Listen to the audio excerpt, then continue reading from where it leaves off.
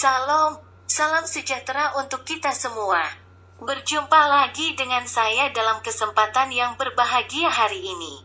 Harapan dan doa saya, kiranya damai sejahtera dari Bapa di sorga, kasih dan anugerah dari Tuhan Yesus serta sukacita oleh Roh Kudus melimpah dalam hidup kita semua.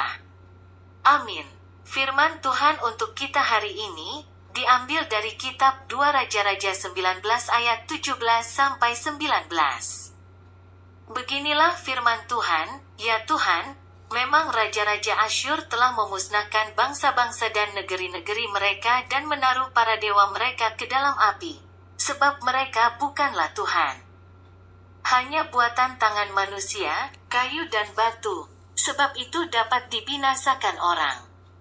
Maka sekarang, ya Tuhan kami, selamatkanlah kiranya kami dari tangannya, supaya segala kerajaan di bumi mengetahui bahwa hanya Engkau sendirilah, ya Tuhan.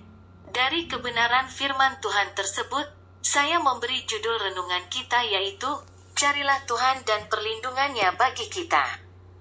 Saudara-saudara yang dikasihi oleh Tuhan Yesus Kristus, Raja Asyur yang telah mengirim utusan kepada Raja Hizkia di Yerusalem untuk menyampaikan pesannya mengatakan hal penting yang mempertanyakan macam kepercayaan yang dipegang oleh Yehuda.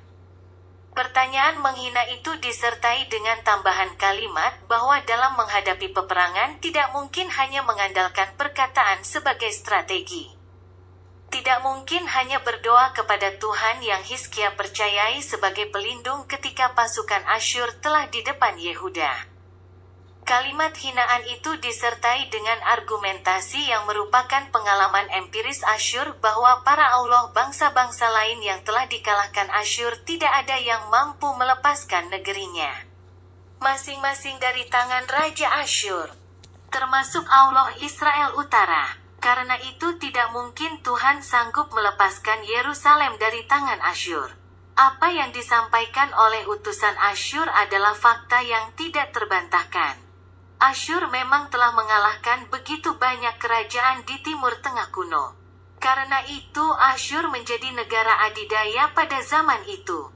Pasukan Yehuda mustahil dapat mengalahkan 185.000 pasukan Asyur yang telah mengepung Yehuda. Sekitar 10 tahun sebelumnya, ketika situasi yang kurang lebih sama terjadi di Israel Utara, Raja Hosea yang tidak percaya kepada Tuhan dan melakukan apa yang jahat di mata Tuhan memilih meminta perlindungan Mesir yang terlihat mata kuat. Raja Hizkia yang percaya kepada Tuhan dan melakukan apa yang benar di mata Tuhan, melakukan hal yang berbeda yaitu merendahkan diri di hadapan Tuhan yang diyakininya adalah penguasa seluruh kerajaan yang ada di bumi. Hizkia berdoa menyampaikan kepada Tuhan yang diyakininya adalah pencipta langit dan bumi beban berat yang melampaui kemampuannya untuk menanggungnya.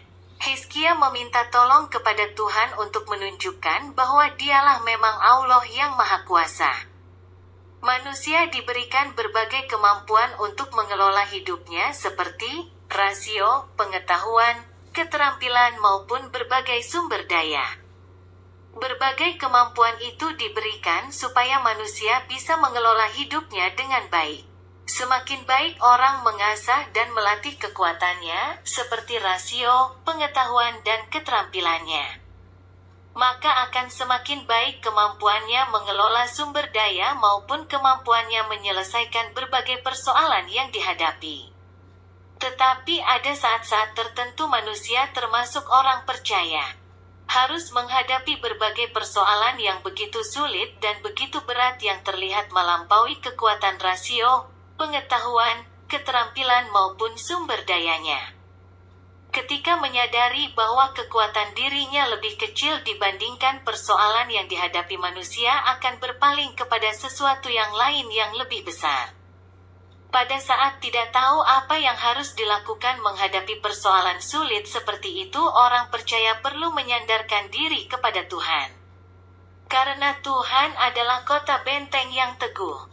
Karena Tuhan adalah perlindungan yang kokoh.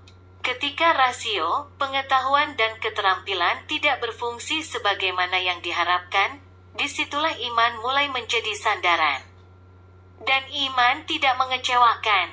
Selamat beraktivitas, tetap semangat dan selalu andalkan Tuhan Yesus. Kiranya Tuhan Yesus memberkati hidup, keluarga, pekerjaan dan pelayanan kita. Amin.